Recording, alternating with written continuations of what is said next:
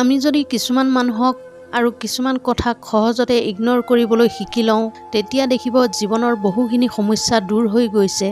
আমাৰ মনৰ ভাৱবোৰে আমাৰ বিচাৰধাৰা কেনেকুৱা তাৰ চিনাকি দিয়ে।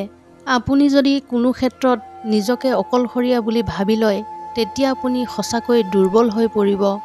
সেইবাবে অকলশৰীয়া হৈ পৰিলে কেৱল আপুনিয়ে যথেষ্ট বুলি ভাবি ল'বলৈ চেষ্টা কৰক। নিজৰ মনটোক দৃঢ় কৰক আৰু সমস্যাৰ আগত থিয় হওক। দেখিব আপুনি সফল হ'ব পাৰিছে।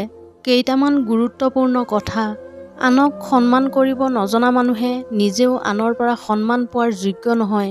সকলো আঘাতেই বেদনাদায়ক হয়, তথাপিও পৰিয়াল তথা আত্মীয়সকলৰ পৰা পোৱা আঘাতবোৰ ভীষণ বেদনাদায়ক আৰু অসহনীয় হয়। সন্মানৰ অৰ্থ অনুধাৱন কৰিব নোৱাৰা ব্যক্তিৰ কাষত অৱস্থান কৰিলে অপমানিত হোৱাৰ আশংকা থাকে। সম্পৰ্কৰ মূল্য নুবুজা ব্যক্তিৰ কাষত সময় অতিবাহিত নকৰাটোৱে ভাল, কাৰণ তেনে ব্যক্তিৰ পৰা জীৱনত কষ্ট পোৱাৰ সম্ভাৱনা থাকে। দুখৰ সময়ত কাৰোবাৰ পৰা পোৱা অকণমান সঁহাৰিয়েই জীৱনটোক ধন্য কৰি তোলে। জীৱনে শিকোৱা কিছু অভিজ্ঞতাৰ শিক্ষা। জীৱনত নিজতকৈ বেছি বিশ্বাস আন কাকোৱে কৰাটো উচিত নহয়। স্পষ্টবাদী হ'লে অতি সোনকালে আনৰ অপ্ৰিয় হৈ উঠা দেখা যায়। জীৱনত হাজাৰটা ভাল কাম কৰিও সকলোৰে পৰা উপযুক্ত স্বীকৃতি পোৱা নাযায়।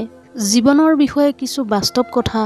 আপোনাৰ জীৱনৰ আৰম্ভণি ভাল নহ'বও পাৰে, কিন্তু কেনেকৈ জীৱনটো শেষ কৰিব সেয়াই নিৰ্ভৰ কৰে আপুনি প্ৰতিদিনে কৰা কৰ্মৰ ওপৰত।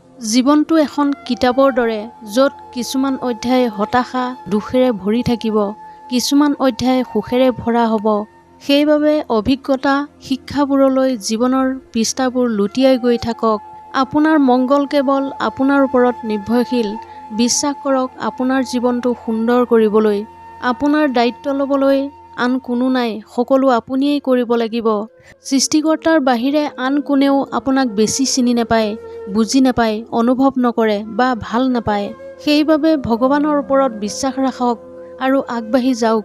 যেতিয়া আপুনি নিজেই ভাল পাবলৈ শিকে তেতিয়া বাহিৰৰ কোনেও আপোনাক সুখী কৰি তুলিব নোৱাৰে। পৃথিৱীত আপোনাৰ দৰে কোনো নাই।